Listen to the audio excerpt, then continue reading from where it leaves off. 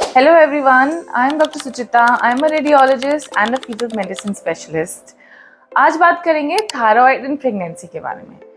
Thyroid disorder बहुत common है pregnancy में और बहुत से लोग ऐसे हैं जिनको एक्चुअली में पहले से थायराइड नहीं था और प्रेगनेंसी में डेवलप होता है, क्योंकि प्रेगनेंसी में कुछ ऐसे हार्मोनल चेंजेस होते हैं जो कि थायराइड ग्लैंड को ट्रिगर करते हैं और हाइपो या हाइपरथायराइड हो जाता है।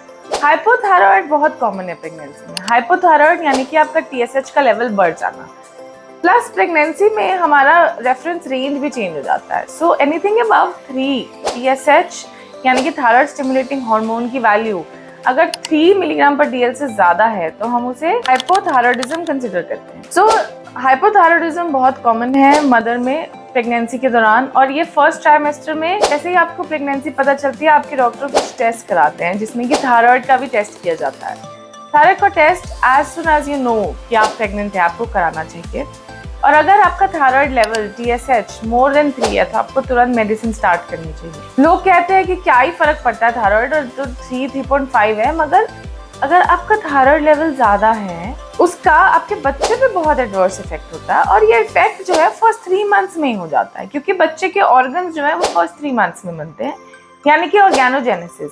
और उस समय में अगर आपके थायराइड लेवल मेंटेन नहीं है तो वो बच्चे में ट्रांसमिट होंगे और बच्चे में कुछ प्रॉब्लम्स आ जाती हैं। क्या प्रॉब्लम्स आती है बच्चे में? तो बच्चे को कॉन्जेनाइटल हाइपोथायराइडिज्म हो जाता है, यानी कि बच्चे में भी थायराइड लेवल कम हो जाता है, जिसकी वजह से उसे मेंटल रिटार्डेशन हो सकती है आफ्टर बर्थ।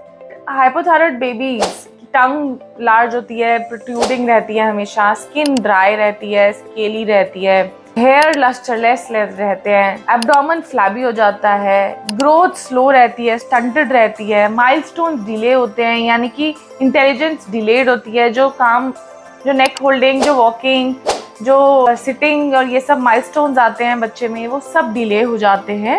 इसे हम कहते हैं कॉन्जेनाइटल हाइपोथायराइडिज्म। बहुत सारे इफेक्ट्स होते हैं बच्चे में, तो आपका थायराइड लेवल अंडर कंट्रोल रहना बहुत जरूरी है। आपको जैसे ही पता चले आप प्रेग्नेंट हैं प्लीज TSH नाम का टेस्ट जरूर कराएं, और अगर इसकी वैल्यू हाई आती है तो आप एक एंडोक्राइनोलॉजिस्ट या अपने गायनेकोलॉजिस्ट से मिल करके इसकी दवाई स्टार्ट करें, और इसको रेगुलरली फिर चेकअप भी कराते रहें। एवरी मंथ आप फास्टिंग स्टेट में अपना TSH जरूर चेक कराएं, ताकि आपको पता रहे कि आपके थायराइड लेवल मेंटेन है, इसमें बढ़ रहे घट तो नहीं रहे, थायराइड की दवाई जो डोज है वो बढ़ानी है या घटानी तो नहीं है। ये सब बहुत इंपॉर्टेंट है बच्चे में बर्थ डिफेक्ट्स को प्रिवेंट करने के लिए। कई बार बहुत कम केसेस में प्रेगनेंसी में हाइपरथायराइडिज्म भी हो जाता है, यानी कि TSH का लेवल बहुत कम हो जाता है, T3 T4 हार्मोन्स का लेवल ज्यादा हो जाता है। अगर मदर को हाइपरथायराइडिज्म है तो बेबी को भी हाइपरथायराइडिज्म हो जाता है आफ्टर बर्थ। तो बच्चे में क्या होता है, थायरोटॉक्सिकोसिस हो जाता है, यानी कि एक्सेसिव थायराइड हार्मोन से टॉक्सिसिटी हो जाती है। उसका हार्ट रेट बहुत बढ़ जाता है, हार्ट रेट एबनॉर्मल हो जाता है, एरिथमिया हो सकता है, यानी कि एक्स्ट्रा बीट्स हो सकती हैं। हार्ट रेट ज्यादा होने के कारण बच्चे का हार्ट फेल भी हो सकता है, बच्चा वेट नहीं गेन करता, एक्सेसिव स्वेटिंग होती है, बेबी की आईज बहुत प्रोट्रूडिंग होती हैं। सो आफ्टर बर्थ आप देखेंगे ऐसा बेबीज की जो आईज है, जो आपकी राउंड आईज है उसके ऊपर की भी वाइट एरिया दिखता है, आईज आर वेरी प्रोट्रूडिंग। सो ये सब प्रॉब्लम्स जो है बच्चे में हो जाती हैं। सो इनके बर्थ डिफेक्ट्स हैं और ये टोटली प्रिवेंटेबल है, सिर्फ आप इसे प्रिवेंट कर सकते हैं।